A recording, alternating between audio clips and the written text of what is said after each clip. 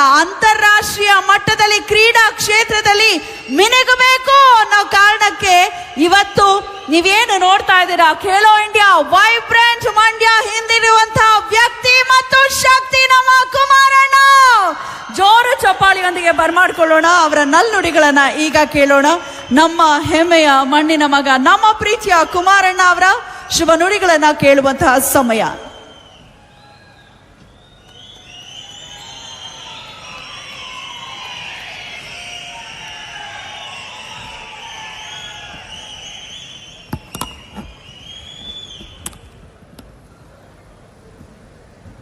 ಮಂಡ್ಯ ಜಿಲ್ಲೆಯ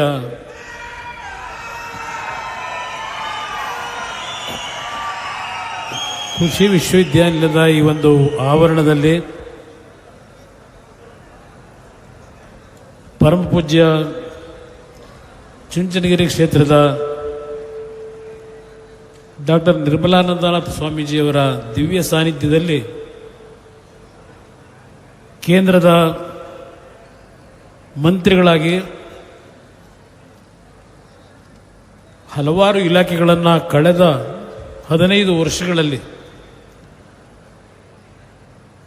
ದೇಶದ ಅಭಿವೃದ್ಧಿಗೆ ನಿರ್ವಹಣೆ ಮಾಡಿರ್ತಕ್ಕಂಥ our dynamic minister. I am watching in the cabinet every day, every week. Prime Minister has given him several directions to solve several problems. I congratulate him and my personal regards to Mansukh Mandaviya ji for my request. He immediately taken the decision to allot Khelo India program in Mandya district. For that reason only, I have to express my regards in front of my brothers and sisters of Mandya. Today I invited him to participate in the Foundation Stone program. With several political activities, he ultimately agreed to come here and put the foundation stone for this program. For that I am very grateful to him. Even as a medical education and chemical fertilizer department, when he was given the responsibility, he has done good work to the country, to the farming community. ಇವತ್ತು ನಾನು ಬರಬೇಕಾದ್ರೆ ಅವ್ರು ಹೇಳ್ತಾ ಇದ್ರು, ಕರ್ನಾಟಕದಲ್ಲಿರ್ತಕ್ಕಂಥ ಒಕ್ಕಲಿಗ ಸಮಾಜ, ಗುಜರಾತ್ನಲ್ಲಿರ್ತಕ್ಕಂಥ ಪಟೇಲ್ ಸಮಾಜ, ನಾವೆಲ್ಲ ಒಂದೇ ಸಮಾಜ, ಒಂದೇ ಜಾತಿಗೆ ಸೇರಿರ್ತಕ್ಕಂಥವ್ರು ಅಂತಕ್ಕಂಥದ್ದನ್ನು ನನ್ನ ಜೊತೆಯಲ್ಲಿ ಅವರ ಭಾವನೆಗಳನ್ನೇ ಹಂಚ್ಕೊಂಡ್ರು. ಅದು ನಿಜಕ್ಕೂ ಅವರಲ್ಲಿರ್ತಕ್ಕಂಥ ರೈತ ಸಮುದಾಯ, ನಾವು ಒಕ್ಕಲಿಗರು ಅಂದರೆ ರೈತ ಸಮುದಾಯ ಅಂತಕ್ಕಂಥದ್ದನ್ನು ನಾವು ನೆನೆಸ್ಕೋತೀವಿ. ಗುಜರಾತ್ನಲ್ಲಿ ಪಟೇಲ್ ಸಮಾಜ ಏನಿದೆ, ಕರ್ನಾಟಕದಲ್ಲಿರ್ತಕ್ಕಂಥ ಒಕ್ಕಲಿಗ ಸಮಾಜ, ಗುಜರಾತ್ನ ಪಟೇಲ್ ಸಮಾಜ ಎರಡೂ ಒಂದೇ ಜಾತಿಗೆ ಸಂಬಂಧಪಟ್ಟಂಥದ್ದು ಅಂತಕ್ಕಂಥದ್ದು ನಿಮ್ಮ ಗಮನಕ್ಕೆ ಪ್ರಥಮವಾಗಿ ತರ್ತಾ, ಬಹುಶಃ ಆ ಒಂದು ಭಾವನಾತ್ಮಕ ಸಂಬಂಧದಲ್ಲೇ ಇವತ್ತಿನ ಈ ಕಾರ್ಯಕ್ರಮದಲ್ಲಿ ಅವರು ಭಾಗವಹಿಸಿದ್ದಾರೆ, ಮನಸ್ಸು ತುಂಬಿ ಮಾತನಾಡಿದ್ದಾರೆ. ಈ ಸಭೆಯಲ್ಲಿ ನೀವು ಸಹ ಅವರ ಭಾವನೆಗಳನ್ನು ಇಂಗ್ಲೀಷ್ನ ಭಾಷೆಯಲ್ಲಿ ಮಾತನಾಡಿದ್ರು ಸಮಚಿತ್ತವಾಗಿ ಕೇಳಿದ್ದೀರಿ, ಮುಕ್ತವಾಗಿ. ಇವತ್ತಿನ ಈ ಒಂದು ಕಾರ್ಯಕ್ರಮದ ವೇದಿಕೆ ಮೇಲೆ ಹಲವಾರು ನಮ್ಮ ಕಂಪನಿಗಳ ಮಾಲೀಕರೇನಿದ್ದಾರೆ, ಅಲ್ಲಿ ಕೆಲಸ ಮಾಡ್ತಕ್ಕಂಥ ಸಿಇಒಗಳೇನಿದ್ದಾರೆ, ಅವರೆಲ್ಲ ಈ ವೇದಿಕೆ ಮೇಲಿದ್ದಾರೆ. ವಿಶೇಷವಾಗಿ ನನ್ನ ಇಲಾಖೆಗೆ ಸೇರಿರ್ತಕ್ಕಂಥ ಸ್ಟೀಲ್ ಅಥಾರಿಟಿ ಆಫ್ ಇಂಡಿಯಾ, ನಮ್ಮ TVS ಕಂಪನಿಯ ಸಿಇಒಗಳು, ಇನ್ಫೋಸಿಸ್ ಕಂಪನಿಯ ಸಿಇಒಗಳಿರ್ಬೋದು, ಜವಾಬ್ದಾರಿ ಸ್ಥಾನದಲ್ಲಿರ್ತಕ್ಕಂಥವರು, ನಮ್ಮ HMTಯ CMD ಇರ್ಬೋದು, ನಮ್ಮ ಹಿಂದೂಜಾ ಕಂಪನಿಯ ವ್ಯಕ್ತಿಗಳಿರ್ಬೋದು, ಹೀಗೆ ಹಲವಾರು ನಾಡಿನಲ್ಲಿ ಹಲವಾರು ರೀತಿಯ ಸೇವೆಯನ್ನು ಸಲ್ಲಿಸ್ತಾ ಇರತಕ್ಕಂಥ ಪ್ರಮುಖರಿಗೆ ಸನ್ಮಾನವನ್ನು ಸಹ ಈ ವೇದಿಕೆ ಮೇಲೆ ಮಾಡಲಿಕ್ಕೆ ಕಾರಣ, ಅಲ್ಲಿ ನನಗೆ ಭಾಳ ಅತ್ಯಂತ ಪ್ರಿಯವಾಗಿರ್ತಕ್ಕಂಥವ್ರು ಸುಮಾರು 380ಕ್ಕೂ ಹೆಚ್ಚಿನ ನನ್ನ ವಿಕಲಚೇತನ ಅಣ್ಣ ತಮ್ಮಂದಿರೇನಿದ್ದಾರೆ, ಕಳೆದ 1 ವರ್ಷದಿಂದ ನನಗೆ ಪ್ರತಿನಿತ್ಯ ಅರ್ಜಿಗಳನ್ನು ಕೊಡ್ತಾನೇ ಇದ್ರು, ಈ ಟ್ರೈಸೈಕಲ್ಗಳು ಬೇಕು ಅಂತ ಹೇಳಿ. ಆ ಹಿನ್ನೆಲೆಯಲ್ಲಿ ಈ ಒಂದು ಕಾರ್ಯಕ್ರಮದ ಜೊತೆಗೆ ಎಲೆಕ್ಟ್ರಿಕ್ ವೆಹಿಕಲ್ಗಳನ್ನು ಬಹುಶಃ ಸುಮಾರು ಒಂದೊಂದು ವೆಹಿಕಲ್ಗೆ 1.5 ಲಕ್ಷ ರೂಪಾಯಿಗಳಾಗುತ್ತೆ. 380 ಜನಕ್ಕೆ ಇವತ್ತು ನಾವು ನೀಡ್ತಾ ಇದ್ದೇವೆ. ಅದಕ್ಕೆ TVS ಕಂಪನಿ ಪ್ರಮುಖವಾಗಿ ನಮ್ಮ ಒಂದು ಮನವಿಗೆ ಕೈ ಜೋಡಿಸಿದ್ದಾರೆ ಅಂತಕ್ಕಂಥದ್ದನ್ನು ಅವರಿಗೆ ಅಭಿನಂದನೆ ಸಲ್ಲಿಸಲಿಕ್ಕೆ ಬಯಸ್ತಾ ಇದ್ದೇನೆ. ಅದೇ ರೀತಿಯಲ್ಲಿ ಮಂಡ್ಯದ ಸುಮಾರು 600 ಶಾಲೆಗಳಿಗೆ ಕಂಪ್ಯೂಟರ್ಗಳನ್ನು ಕೊಡ್ತಕ್ಕಂಥ ನಿರ್ಧಾರ ಏನು ಮಾಡಿದ್ದಾರೆ ನಮ್ಮ ಇನ್ಫೋಸಿಸ್ ಕಂಪನಿ, ಆ ಟ್ರಸ್ಟ್ನ ಮುಖಾಂತರ ಅವ್ರಿಗೂ ನನ್ನ ಅಭಿನಂದನೆಗಳನ್ನು ಪ್ರಥಮವಾಗಿ ಸಲ್ಲಿಸಲಿಕ್ಕೆ ಬಯಸ್ತಾ ಇದ್ದೇನೆ. ಈ ಒಂದು ಕಾರ್ಯಕ್ರಮಕ್ಕೆ ಯಶಸ್ಸನ್ನು ತರ್ತಕ್ಕಂಥ ನಿಟ್ಟಿನಲ್ಲಿ ನನ್ನ ಎಲ್ಲ ಆತ್ಮೀಯ ಸ್ನೇಹಿತರುಗಳು, ಪುಟ್ಟರಾಜು ಅವರು, ತಮ್ಮಣ್ಣ ಅವರು, ಮಂಜು ಅವರು, ಅಲ್ಲಿಂದ ರಾಮಚಂದ್ರ ಅವರು, ಸುರೇಶ್ ಗೌಡರು, ಅಂದಾನಿ ಅವರು, ಇವರೆಲ್ಲರೂ ಬಹುಶಃ ನಿಮಗೆ ಸ್ವಲ್ಪ ತೊಂದರೆ ಕೊಟ್ಟಿದ್ದಾರೆ ಇವತ್ತು. ಆದರೆ ಅದನ್ನು ತೊಂದರೆ ಅನ್ಕೊಳ್ಳೋದು ಬೇಡ. ನಾನು ನಿಮ್ಮ ಜೊತೆಯಲ್ಲಿ ಕೆಲವು ನನ್ನ ಭಾವನೆಗಳನ್ನು ವ್ಯಕ್ತಪಡಿಸ್ತಕ್ಕಂಥದ್ದಕ್ಕೆ ಅವರು ನಿಮ್ಮಗಳನ್ನು ಈ ಒಂದು ಸಮಾರಂಭಕ್ಕೆ ಆಹ್ವಾನ ಕೊಟ್ಟಿದ್ದಾರೆ. ಪುಟ್ಟರಾಜವರು ಮಾತನಾಡಬೇಕಾದರೆ ಒಂದು ಮಾತು ಹೇಳುದು, ನಾನು ಪ್ರಥಮವಾಗಿ ನಿಮ್ಮೆಲ್ಲರಿಗೆ ಮುಂದಿನ ವಾರ ಬರ್ತಕ್ಕಂಥ ಯುಗಾದಿ ಹಬ್ಬದ ಶುಭಾಶಯಗಳನ್ನು ಕೋರ್ತಾ, ಈ ವರ್ಷ ಯಾವುದೇ ರೀತಿಯಲ್ಲಿ ನಮ್ಮ ರೈತ ಬಂಧುಗಳಿಗೆ ಅವರ ಕೃಷಿ ಚಟುವಟಿಕೆಗಳಿಗೆ ಸಮಸ್ಯೆಗಳಿಲ್ಲದೆ ಸಮೃದ್ಧಿಯಾಗಿ ನಮ್ಮ ರೈತರು ಬದುಕಬೇಕು ಅಂತಕ್ಕಂಥ ಪ್ರಾರ್ಥನೆಯನ್ನು ಇವತ್ತು ತಾಯಿ ಚಾಮುಂಡೇಶ್ವರಿಗೆ ನಾನು ಪ್ರಾರ್ಥನೆಯನ್ನು ಸಲ್ಲಿಸಿ ಈ ಕಾರ್ಯಕ್ರಮವನ್ನು ತಾವೆಲ್ಲ ಏನಿವತ್ತು ಯಶಸ್ಸುಗೊಳಿಸಿದ್ದೀರಿ, ಎಲ್ಲ ನನ್ನ ತಂದೆ ತಾಯಂದಿರು, ಎಲ್ಲ ನನ್ನ ಸಹೋದರ ಸಹೋದರಿಯರಿಗೆ ನನ್ನ ಗೌರವಪೂರ್ವಕವಾದ ವಂದನೆಗಳನ್ನು ಸಲ್ಲಿಸಲಿಕ್ಕೆ ಬಯಸ್ತಾ ಇದ್ದೇನೆ. ಸಾರಾ ಮಹೇಶ್ ಅವರ ಹೆಸರನ್ನು ಮರೆತೆ ಸಾರಾ ಮಹೇಶ್ ಅವರು ಸಹ ಈ ಒಂದು ಕಾರ್ಯಕ್ರಮದಲ್ಲಿ ಇದ್ದಾರೆ. ಇವತ್ತಿನ ಈ ಒಂದು ಕಾರ್ಯಕ್ರಮದ ಪ್ರಮುಖವಾದಂಥ ವ್ಯಕ್ತಿ ನಮ್ಮ ಕೇಂದ್ರ ಸಚಿವರು, ನನ್ನ ಆತ್ಮೀಯರೇನಿದ್ದಾರೆ, ಅವರ ಒಂದು ಖೇಲೋ ಇಂಡಿಯಾ ಯೋಜನೆ ಬಹುಶಃ ಅವರ ನೇತೃತ್ವದಲ್ಲಿ ಇಡೀ ದೇಶದಲ್ಲಿ ಯುವ ಶಕ್ತಿಗೆ ಶಕ್ತಿಯನ್ನು ತುಂಬಬೇಕು ಅಂತಕ್ಕಂಥದ್ದು ಈ ಒಂದು ಯುವಜನ ಇಲಾಖೆಯಲ್ಲಿ ಅವರ ಕಾರ್ಯ ಏನು ನಡೀತಾ ಇದೆ. ಇಡೀ ದೇಶದಲ್ಲಿ ಇವತ್ತು ನಮ್ಮ ಯುವಕರಿಗೆ ಕ್ರೀಡೆಗಳಲ್ಲಿ ಪ್ರೋತ್ಸಾಹವನ್ನು ತುಂಬಬೇಕು ಅಂತಕ್ಕಂಥ ನಿಟ್ಟಿನಲ್ಲಿ ದೇಶದ ಗೌರವಾನ್ವಿತ ಪ್ರಧಾನಮಂತ್ರಿಗಳಾಗಿರ್ತಕ್ಕಂಥ ನರೇಂದ್ರ ಮೋದಿಯವರು ಕೊಟ್ಟಿರ್ತಕ್ಕಂಥ ಸೂಚನೆಗಳನ್ನು ಅತ್ಯಂತ ಯಶಸ್ವಿಯಾಗಿ ದೇಶದ ಯುವಕರಿಗೆ ಕೊಡ್ತಾ ಇದ್ದಾರೆ.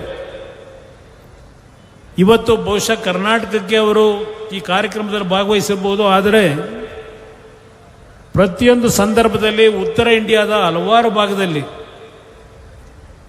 ಅವರ ಒಂದು ವೈಯಕ್ತಿಕವಾದಂಥ ಪ್ರೋತ್ಸಾಹವನ್ನು ಯುವಕರಿಗೆ ಕೊಡ್ತಕ್ಕಂಥ ಜವಾಬ್ದಾರಿಯನ್ನು ನಿರ್ವಹಣೆಯನ್ನು ಮಾಡ್ತಾ ಇದ್ದಾರೆ. ನಿಜಕ್ಕೂ ಅಭಿನಂದನೀಯವಾದಂಥ ಕೆಲಸವನ್ನು ಮಾಡ್ತಾ ಇದ್ದಾರೆ. ಕರ್ನಾಟಕದ ಬಗ್ಗೆ ಅವರಿಗೆ ವಿಶೇಷವಾದಂಥ ಮಮತೆಯೂ ಸಹ ಇದೆ ಅನ್ನೋದಕ್ಕೆ ಕಾರಣ ಸನ್ಮಾನ್ಯ ದೇವೇಗೌಡರ ಒಂದು ಸುದೀರ್ಘವಾದಂಥ ರಾಜಕಾರಣದಲ್ಲಿ ಅವರ ನಡವಳಿಕೆಗಳನ್ನು ಹತ್ತಿರದಿಂದ ಏನು ಗಮನಿಸಿದ್ದಾರೆ, ಆ ಹಿನ್ನೆಲೆಯಲ್ಲಿ ಕರ್ನಾಟಕದ ಬಗ್ಗೆ ಅವರಿಗೆ ವಿಶೇಷವಾದಂಥ ಅಭಿಮಾನ ಇದೆ ಅಂತಕ್ಕಂಥದ್ದು ನನ್ನ ಅಭಿಪ್ರಾಯ. ಇವತ್ತಿನ ಈ ಒಂದು ಕಾರ್ಯಕ್ರಮ ಮಂಡ್ಯ ಜಿಲ್ಲೆಯ ಜನತೆಗೆ ಕಳೆದ ಲೋಕಸಭಾ ಚುನಾವಣೆಯಲ್ಲಿ ನಾನು ಈ ಕ್ಷೇತ್ರದಲ್ಲಿ ಲೋಕಸಭಾ ಸದಸ್ಯನಾದರೆ ಜಿಲ್ಲೆಗೆ ಕೆಲವು ಅನುಕೂಲಗಳಾಗಬಹುದು ಅಂತಕ್ಕಂಥ ನಂಬಿಕೆಯಿಂದ ನನಗೇನು ಚುನಾವಣೆಯಲ್ಲಿ ಮತ ಕೇಳಲಿಕ್ಕೆ ಬರದೇ ಇದ್ರು ಇಲ್ಲಿರ್ತಕ್ಕಂಥ ನಮ್ಮ ಎಲ್ಲ ಸ್ನೇಹಿತರ ಒಂದು ಶ್ರಮ ದುಡಿಮೆಯಲ್ಲಿ ಈ ಜಿಲ್ಲೆಯ ಜನತೆ ನನಗೇನು ಆಶೀರ್ವಾದ ಮಾಡಿದ್ದೀರಿ, ನಿಮ್ಮಲ್ಲಿ ಇರ್ತಕ್ಕಂಥ ಒಂದು ನನ್ನ ಬಗ್ಗೆ ಸ್ವಲ್ಪ ಮನಸ್ಸಿನಲ್ಲಿ ನೋವಿರ್ತಕ್ಕಂಥದ್ದು, ನಾವು ಕುಮಾರಣ್ಣಿಂದ ಬಹಳ ಮಂಡ್ಯ ಜಿಲ್ಲೆಗೆ ನಿರೀಕ್ಷೆ ಇಟ್ಕೊಂಡಿದ್ವು, ಇನ್ನೂ ನಮ್ಮ ನಿರೀಕ್ಷೆಗೆ ತಲುಪ್ತಾ ಇಲ್ವಲ್ಲ ಅಂತಕ್ಕಂಥದ್ದು ಕೆಲವರಲ್ಲಿ ಇದೆ, ನಿಮ್ಮಲ್ಲಿ ಇದೆ, ನನಗೆ ಗೊತ್ತಿದೆ ನನಗೆ. ಆದರೆ ನಾನು ಜಿಲ್ಲೆಯ ಜನತೆಯನ್ನು ಮರೆಯೋವನಲ್ಲ, ಯಾವ ಟೀಕೆ ಟಿಪ್ಪಣಿಗಳಿಗೂ ನಾನು ಉತ್ತರ ಕೊಡಬೇಕಾಗಿಲ್ಲ. ಇವತ್ತು ನಮ್ಮ CSR ಫಂಡ್ ಮುಖಾಂತರ ಸುಮಾರು 97 ಕೋಟಿ ಹಣದ ಈಗಾಗಲೇ ಕಾರ್ಯಕ್ರಮಗಳಿಗೆ ಯೋಜನೆಯನ್ನೇನು ರೂಪಿಸಿದ್ದೇವೆ. ಶಾಲಾ ಕಟ್ಟಡಗಳಿಗೆ, ಐಮಾಸ್ಕ್ ಲೈಟ್ಗಳಿಗೆ, ಅಲ್ಲಿಂದ ಹಲವಾರು ರೀತಿಯ ನಮ್ಮ ರೈತ ನಮ್ಮ KV ಶಂಕರೇಗೌಡರು ಕಟ್ಟಂಥ ಹಳೆಯ ಒಂದು ಮಂಡ್ಯ ಸರ್ಕಲ್ ಇರ್ತಕ್ಕಂಥ ಮದ್ದೂರು ಸಂಜಯ್ ಥಿಯೇಟರ್ ಸರ್ಕಲ್ ಇರ್ತಕ್ಕಂಥ ಆ ರೈತ ಸಂಘದ ಒಂದು ಭವನ ಏನಿದೆ ಅದನ್ನು ಸುಮಾರು 5 ಕೋಟಿ ವೆಚ್ಚದಲ್ಲಿ ಪುನರ್ ನವೀಕರಣ ಮಾಡ್ತಾ ಇರ್ತಕ್ಕಂಥದ್ದು ಇರ್ಬೋದು. ಮಂಡ್ಯ ಜಿಲ್ಲೆಗೆ ಹಲವಾರು ರೀತಿಯ ಯೋಜನೆಗಳನ್ನು ತರ್ತಾ ಇದ್ದೇನೆ. ಒಂದು ನಿಮ್ಮೆಲ್ಲರಲ್ಲಿ ಇರ್ತಕ್ಕಂಥದ್ದು ಕೈಗಾರಿಕೆ. ಇವತ್ತು ಮುಂದಿನ ಯುಗಾದಿಯನ್ನು ನೀವೇನು ಆಚರಣೆ ಮಾಡ್ತಾ ಇದ್ದೀರಿ, ಪರಮಪೂಜ್ಯ ಸ್ವಾಮೀಜಿಯವರು ಈ ವೇದಿಕೆ ಮೇಲೆ ಏನು ಉಪಸ್ಥಿತರಿದ್ದಾರೆ, ಮಂಡ್ಯ ಜಿಲ್ಲೆಯಲ್ಲಿ ನಿಮ್ಮ ಒಂದು ನಿರೀಕ್ಷೆ ಕೈಗಾರಿಕೆಗಳು ಬೇಕು ಅಂತಕ್ಕಂಥದ್ದು ಏನಿದೆ ಆ ನಿರೀಕ್ಷೆಯನ್ನು ಹುಸಿಗೊಳಿಸೋದಿಲ್ಲ. ಪ್ರಾಮಾಣಿಕವಾಗಿ ಮಂಡ್ಯ ಜಿಲ್ಲೆ ಅಷ್ಟೇ ಅಲ್ಲ, ಮಂಡ್ಯ ಜಿಲ್ಲೆಯ ಅಕ್ಕಪಕ್ಕದ ಜಿಲ್ಲೆಗಳ ಯುವಕರಿಗೂ ಸಹ ಉದ್ಯೋಗಗಳನ್ನು ಕೊಡ್ತಕ್ಕಂಥ ನಿಟ್ಟಿನಲ್ಲಿ ಈಗಾಗಲೇ ಕೇಂದ್ರ ಸರ್ಕಾರದ ನಮ್ಮ ಇಲಾಖೆಯಿಂದಲೇ ನಮ್ಮ ಅಧಿಕಾರಿಗಳನ್ನು ಮನವೊಲಿಸಿ ಇವತ್ತು ಯಾವೊಂದು ಟೆಸ್ಟಿಂಗ್ ಸೆಂಟರ್ ಇದೆ ಆಟೋಮೊಬೈಲ್ ಇಂಡಸ್ಟ್ರಿನಲ್ಲಿ, ಅದನ್ನು ಇವತ್ತು ಮಂಡ್ಯ ಜಿಲ್ಲೆಯಲ್ಲೇ ತರಬೇಕು ಅಂತ ಹೇಳಿ ಈಗೇನು ನಮ್ಮ ಸ್ವಾಮೀಜಿಯವರು ಸ್ಟಾರ್ಟಪ್ಗಳ ಬಗ್ಗೆ ಹೇಳ್ತಾ ಇದ್ರು, ಹಲವಾರು ಇತ್ತೀಚಿನ ದಿನಗಳಲ್ಲಿ ಇನ್ನೂ ಸ್ಟಾರ್ಟಪ್ ಕಂಪನಿಗಳನ್ನು ಪ್ರಾರಂಭ ಮಾಡಬೇಕು ಅಂತಕ್ಕಂಥ ನಿಟ್ಟಿನಲ್ಲಿ ನಾನು ಮುಂದೆ ಏನು ಚರ್ಚೆ ಮಾಡ್ತಾ ಇದ್ದಾರೆ. 200 ಕೋಟಿ 300 ಕೋಟಿ ವೆಚ್ಚದ ಕೈಗಾರಿಕೆಗಳನ್ನು ಹಾಕ್ತಕ್ಕಂಥ ನಿಟ್ಟಿನಲ್ಲಿ ಈಗಾಗಲೇ ಹಲವಾರು ಸುತ್ತಿನ ಮಾತುಕತೆಗಳನ್ನೇನು ಮಾಡಿದ್ದಾರೆ ಸ್ಟಾರ್ಟಪ್ ಕಂಪನಿಗಳು. ಅವರಿಗೆ ಕೆಲವು ಪ್ರಧಾನಮಂತ್ರಿಗಳು ಇವತ್ತೇನು ಈ ದೇಶದ ಸಮಗ್ರ ಅಭಿವೃದ್ಧಿ, ಅದರಲ್ಲೂ ವಿಶೇಷವಾಗಿ ಈ ಪರಿಸರಕ್ಕೆ ಆಗಿರತಕ್ಕಂಥ ಹಾನಿಯನ್ನು ಸಂಪೂರ್ಣವಾಗಿ 2020ಕ್ಕೆ ನೆಟ್ ಝೀರೋಗೆ ತರಬೇಕು ಅಂತಕ್ಕಂಥದ್ದು ಗೌರವಾನ್ವಿತ ಪ್ರಧಾನಮಂತ್ರಿಗಳ ಒಂದು ಅಚಲವಾದಂಥ ತೀರ್ಮಾನ ಏನಿದೆ, ಆ ನಿಟ್ಟಿನಲ್ಲಿ ಇವತ್ತು ಎಲೆಕ್ಟ್ರಿಕ್ ವೆಹಿಕಲ್ಗಳು ದೊಡ್ಡ ಮಟ್ಟದಲ್ಲಿ ಆಟೋಮೊಬೈಲ್ ಕಂಪನಿಗಳು ಇವತ್ತು ಮ್ಯಾನುಫ್ಯಾಕ್ಚರ್ಗೆ ಏನೋ ಒಂದು ಪ್ರೋತ್ಸಾಹವನ್ನು ಕೊಟ್ಟಿದ್ದಾರೆ. ಮಂಡ್ಯ ಜಿಲ್ಲೆಯಲ್ಲಿ ಆ ಟೆಸ್ಟಿಂಗ್ ಸೆಂಟರ್ ಒಂದೇ ಅಲ್ಲ, ಹಲವಾರು ಸ್ಟಾರ್ಟಪ್ಗಳನ್ನು ಪ್ರಾರಂಭ ಮಾಡ್ತಕ್ಕಂಥ ನಿಟ್ಟಿನಲ್ಲಿ ಈಗಾಗಲೇ ಚರ್ಚೆಯನ್ನು ಮಾಡಿದ್ದೇನೆ. ನನಗೆ ವಿಶ್ವಾಸ ಇದೆ, ಆ ತಾಯಿ ಚಾಮುಂಡೇಶ್ವರಿಯ ದಯೆ ನಿಮ್ಮೆಲ್ಲರ ಆಶೀರ್ವಾದದಲ್ಲಿ ನಿಮ್ಮ ಆಸೆಯನ್ನು ನಾನು ನೆರವೇರಿಸ್ಕೊಡ್ತೀನಿ. ಯಾವ ಮಾತುಗಳಿಗೆ ತಾವು ಕಿವಿ ಕೊಡಬೇಡಿ.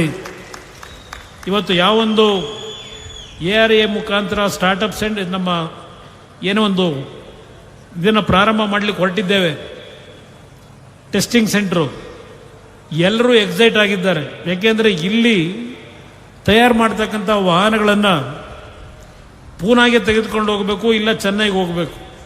ಇಲ್ಲಿ ಟೆಸ್ಟಿಂಗ್ ಸೆಂಟರ್ ಇಲ್ಲ. ಆ ಹಿನ್ನೆಲೆಯಲ್ಲಿ ಕರ್ನಾಟಕದಲ್ಲಿ ಒಂದು ಟೆಸ್ಟಿಂಗ್ ಸೆಂಟರ್ನ ಪ್ರಾರಂಭ ಮಾಡಲೇಬೇಕು ಅಂತ ಹೇಳಿ ನಮ್ಮ ದೇಶದ ಗೌರವಾನ್ವಿತ ಪ್ರಧಾನಮಂತ್ರಿಗಳ ನರೇಂದ್ರ ಮೋದಿ ಅವರ ಒಂದು ಆಶೀರ್ವಾದದಲ್ಲಿ ಇವತ್ತು ಮಂಡ್ಯದಲ್ಲೇ ಆ ಒಂದು ಟೆಸ್ಟಿಂಗ್ ಸೆಂಟರ್ನ ಪ್ರಾರಂಭ ಮಾಡ್ತಕ್ಕಂಥದ್ದಕ್ಕೆ ಸುಮಾರು 1,000 ಕೋಟಿ ವೆಚ್ಚದಲ್ಲಿ ಕಾರ್ಯಕ್ರಮ ನಮ್ಮ ಇಲಾಖೆಯಿಂದಲೇ ಮಾಡ್ತಾ ಇದ್ದೇವೆ. ಅದರ ಮುಖಾಂತರ ಹಲವಾರು ಕೈಗಾರಿಕೆಗಳನ್ನು ತರಲಿಕ್ಕೆ ಸಾಧ್ಯ ಇದೆ. MSME ಕಂಪನಿಗಳನ್ನು ಈಗಾಗಲೇ ಚರ್ಚೆ ಮಾಡಿದ್ದೇವೆ. ಅವರಿಗೆ ಪ್ರೋತ್ಸಾಹ ಕೊಟ್ಟು ನೀವೇನು ದೇವೇಗೌಡರ ಬಗ್ಗೆ ನನ್ನ ಬಗ್ಗೆ ಅಭಿಮಾನ ಇಟ್ಟು ನಾನು ಹಳ್ಳಿಗಳಿಗೆ ಬರದೇ ಇದ್ದರೂ ಅಷ್ಟು ದೊಡ್ಡ ಬಹುಮತದಲ್ಲಿ ಗೆಲ್ಲಿಸಿದ್ದೀರಿ. ನಿಮ್ಮ ಋಣವನ್ನು ತೀರಿಸ್ತಕ್ಕಂಥದ್ದು ನನ್ನ ಜವಾಬ್ದಾರಿ. ನಾನು ಹಿಂದೆ ಈ ಒಂದು ಮಂಡ್ಯ ಜಿಲ್ಲೆಯಲ್ಲಿ 200 ಕುಟುಂಬದಲ್ಲಿ ರೈತರ ಆತ್ಮಹತ್ಯೆ ಆದಾಗ ಪ್ರತಿ ಮನೆಗಳಿಗೆ ಭೇಟಿ ಕೊಟ್ಟಿದ್ದೇನೆ. ನಮ್ಮ ಕೈಲಾದ ಮಟ್ಟಿಗೆ ನಮ್ಮ ನಾಯಕರುಗಳೆಲ್ಲ ಸೇರಿ ನೆರವು ನೀಡಿದ್ದೇವೆ. ಆ ಸಂದರ್ಭದಲ್ಲಿ ಒಂದು ಮಾತು ಹೇಳಿದ್ದೆ, ಯಾವುದೇ ಕಾರಣಕ್ಕೂ ಆತ್ಮಹತ್ಯೆಗೆ ಶರಣಾಗಬೇಡಿ. ನಾನು ಈ ರಾಜ್ಯದಲ್ಲಿ ಪುನಃ ಅಧಿಕಾರಕ್ಕೆ ಬಂದರೆ ನಿಮ್ಮ ಸಾಲವನ್ನು ಮನ್ನಾ ಮಾಡ್ತೀನಿ ಅಂತಕ್ಕಂಥ ಹೇಳಿದೆ. ಅವತ್ತು ಆಡಳಿತ ನಡೆಸ್ತಕ್ಕಂಥವ್ರು ಹೇಳಿದ್ರು, ಎಲ್ಲಿದೆ ದುಡ್ಡು, ಎಲ್ಲಿಂದ ತರ್ತಾನೆ, ಸುಳ್ಳು ಹೇಳ್ತಾ ಇದ್ದಾನೆ, ದುಡ್ಡೆಲ್ಲಿಂದ ತಂದು ಇವನು ಸಾಲ ಮನ್ನಾ ಮಾಡ್ಲಿಕ್ಕೆ ಸಾಧ್ಯ, ಇವನು ಅಧಿಕಾರಕ್ಕೆ ಬರಲ್ಲ, ಏನೋ ಇವ್ರ ಅಪ್ಪನಾಣೆ ಅಧಿಕಾರಕ್ಕೆ ಬರಲ್ಲ ಅಂತಕ್ಕಂಥ ಮಾತಾಡಿದ್ರು. ನನಗೆ ಸಂಪೂರ್ಣ ಬಹುಮತ ಬರಲಿಲ್ಲ. ಆದರೆ ಅವತ್ತು ಮಂಡ್ಯ ಜಿಲ್ಲೆಯ ಜನ ಇಲ್ಲೇನು ವೇದಿಕೆ ಮೇಲೆ ಕೂತಿದ್ದಾರೆ ನಮ್ಮ ಸ್ನೇಹಿತರು, ಒಂದೊಂದು ಕ್ಷೇತ್ರದಲ್ಲಿ 40-50 ಸಾವಿರ ಅಂತರದ ಬಹುಮತ ಕೊಟ್ಟು 7 ಜನನ್ನೂ ನೀವು ಆಯ್ಕೆ ಮಾಡಿ ಕಳಿಸ್ಕೊಟ್ರಿ. ನಿಮ್ಮ ಶಕ್ತಿ ಈ ರಾಜ್ಯದ ಸುಮಾರು 25 ಲಕ್ಷಕ್ಕೂ ಹೆಚ್ಚಿನ ರೈತ ಕುಟುಂಬಗಳಿಗೆ ಸಾಲ ಮನ್ನಾದ ಹಣ ಕೊಡ್ತಕ್ಕಂಥ ಒಂದು ಕಾರ್ಯಕ್ರಮ ನಾವು ಅನುಷ್ಠಾನಕ್ಕೆ ತಂದಿದ್ರೆ, ಅದು ಪ್ರಥಮವಾಗಿ ಮಂಡ್ಯ ಜಿಲ್ಲೆಯ ನನ್ನ ತಂದೆ ತಾಯಂದಿರಿಗೆ ಈ ಗೌರವ ಸಲ್ಲಬೇಕು ಅಂತಕ್ಕಂಥದ್ದನ್ನು ಈ ವೇದಿಕೆ ಮುಖಾಂತರ ಹೇಳ್ತಾ ಇದ್ದೇನೆ. ಅದೇ ರೀತಿಯಲ್ಲೇ ಇವತ್ತೇನು ನಿಮ್ಮ ಒಂದು ದೊಡ್ಡ ಮಟ್ಟದಲ್ಲಿ ಕೈಗಾರಿಕೆಗಳ ಬಗ್ಗೆ ಯೋಚನೆ ಮಾಡ್ತಾ ಇದ್ದೀರಿ. ಇನ್ನೂ ಪಾಪ ನಮ್ಮ ಜಿಲ್ಲಾಧಿಕಾರಿಗಳಿದ್ದಾರೆ ಇಲ್ಲೇ, ನಾನು ಅವ್ರಿಗೆಲ್ಲರಿಗೂ ಅಭಿನಂದನೆ ಸಲ್ಲಿಸಬೇಕು. ನಮ್ಮ ಪೊಲೀಸ್ ವರಿಷ್ಠಾಧಿಕಾರಿಗಳು, ಸಿಇಒ, ಇವರೆಲ್ಲರೂ ಕಳೆದ ಒಂದು ವಾರದಿಂದ ಹಲವಾರು ರೀತಿಯ ಸಮಸ್ಯೆಗಳ ನಡುವೆ ಈ ಕಾರ್ಯಕ್ರಮಕ್ಕೆ ಸಹಕಾರ ಕೊಟ್ಟಿದ್ದಾರೆ.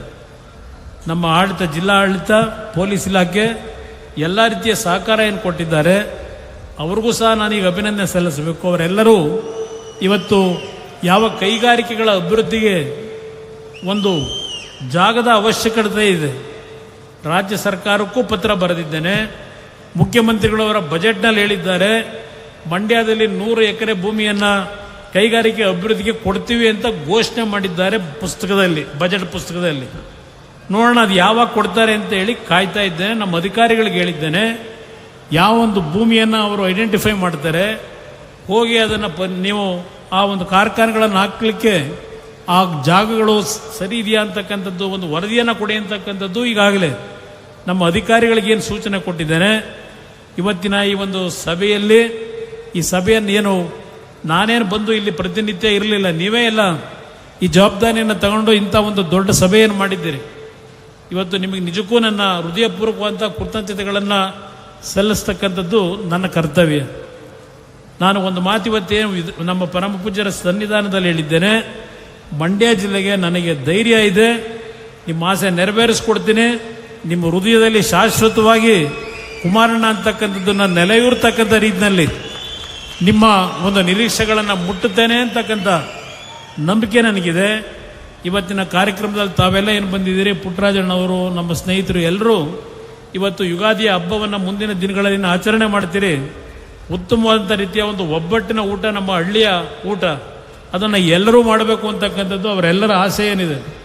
ಆ ಆಸೆಯ ಪ್ರಕಾರ ನೀವೆಲ್ಲರೂ ಊಟವನ್ನು ಮಾಡಿ ಹೊರಡಬೇಕು ಅಂತಕ್ಕಂಥದ್ದನ್ನು ಹೇಳಿ, ಈ ಒಂದು ಸಂದರ್ಭದಲ್ಲಿ ಪುನಃ ಇವತ್ತೇನು 15 ಕೋಟಿ ವೆಚ್ಚದಲ್ಲಿ ಮಾಡ್ತಾ ಇದ್ದೇವೆ, 14 ಕೋಟಿ ವೆಚ್ಚದಲ್ಲಿ, ಅದು ಸಣ್ಣ ಪ್ರಮಾಣದಲ್ಲಿ ಆಗೋದಿಲ್ಲ. ಮುಂದಿನ ದಿನಗಳಲ್ಲಿ ಹಲವಾರು ರೀತಿಯ ಒಂದು ಖೇಲೋ ಇಂಡಿಯಾದ ಕಾರ್ಯಕ್ರಮಗಳಿಗೆ CSR ಫಂಡ್ಗಳ ಮುಖಾಂತರ ಮಂಡ್ಯ ಜಿಲ್ಲೆ ಅಲ್ಲ, ಅಕ್ಕಪಕ್ಕದ ಜಿಲ್ಲೆಯಿಂದಲೂ ಯುವಕರು ಇಲ್ಲಿ ಬಂದು ಹಲವಾರು ರೀತಿಯ ಕ್ರೀಡೆಯಲ್ಲಿ ಪ್ರೋತ್ಸಾಹವನ್ನು ಪಡೆಯತಕ್ಕಂಥ ನಿಟ್ಟಿನಲ್ಲಿ ನಮ್ಮ ಮನ್ಸುಖ್ ಮಾಂಡವ್ಯ ಅವರ ಒಂದು ಭಾವನೆ ಏನಿದೆ, ಇವತ್ತು ಯುವಕರು ಬೆಳಿಬೇಕು, ನಮ್ಮ ದೇಶದ ಕೀರ್ತಿಯನ್ನು ಎತ್ತಬೇಕು ಅಂತಕ್ಕಂಥದ್ದು. ಈಗಾಗಲೇ ನೀವು ನೋಡ್ತಾ ಇದ್ದೀರಿ, ಕ್ರಿಕೆಟ್ನ ಒಂದು ಕ್ರೀಡೆಯಲ್ಲಿ ಮಹಿಳಾ ಶಕ್ತಿ, ನಾರಿ ಶಕ್ತಿಯ ಒಂದು ವಿಶ್ವದಲ್ಲೇ ಖ್ಯಾತಿಯನ್ನು ಪಡಿತಾ ಇರತಕ್ಕಂಥ ನಿಟ್ಟಿನಲ್ಲಿ ವರ್ಲ್ಡ್ ರೆಕಾರ್ಡ್ ಏನು ಮಾಡ್ತಾ ಇದ್ದಾರೆ. ಇವತ್ತು ಮೊನ್ನೆ ನಡೆದಂಥ T20 ಕಪ್ನಲ್ಲೂ ಸಹ ನಮ್ಮ ಪುರುಷ ಕ್ರೀಡಾಪಟುಗಳು ಏನು ಕ್ರೀಡೆಯಲ್ಲಿ ಗೆದ್ದಿದ್ದಾರೆ ಕ್ರಿಕೆಟ್ನಲ್ಲಿ, ಮುಂದಿನ ದಿನಗಳಲ್ಲಿ ಅದು ಇನ್ನೂ ದೊಡ್ಡ ಮಟ್ಟದಲ್ಲಿ ಆಗಬೇಕು ಅಂತಕ್ಕಂಥದ್ದು ನಮ್ಮೆಲ್ಲರ ಆಶೆ ಏನಿದೆ. ಈ ಒಂದು ನಿಟ್ಟಿನಲ್ಲಿ ನಾವು ಕೆಲಸವನ್ನು ಮಾಡ್ತೇವೆ. ಅದ್ರ ಜೊತೆಗೆ ನಮ್ಮ ಪ್ರಮುಖವಾಗಿ ಮರೆತು ಬಿಟ್ಟಿದ್ದೆ, ನಮ್ಮ VC ಅವರು ನಾರಾಯಣ್ ಲ್ಯಾಪ್ಟಾಪ್ ಕಂಪ್ಯೂಟರ್ಸ್ ಅನ್ನ ಕೂಡ ನೀವು ಇರುವ ಕಡೆಗೆ ಬರಲಿದ್ದಾರೆ. ಲ್ಯಾಪ್ಟಾಪ್ ಕಂಪ್ಯೂಟರ್ಸ್ ಅನ್ನ ಕೂಡ ನೀವು ಇರುವ ಕಡೆಗೆ ಬರಲಿದ್ದಾರೆ. ಸೊ ದಯವಿಟ್ಟು ನಿಮ್ಮೆಲ್ಲರ ಗಮನಕ್ಕೆ ಪರಮ ಪೂಜ್ಯ ಜಗದ್ಗುರುಗಳು ಕುಮಾರಣ್ಣ ಅವರು ಮತ್ತು ಮಾಂಡ್ಯವ ಸರ್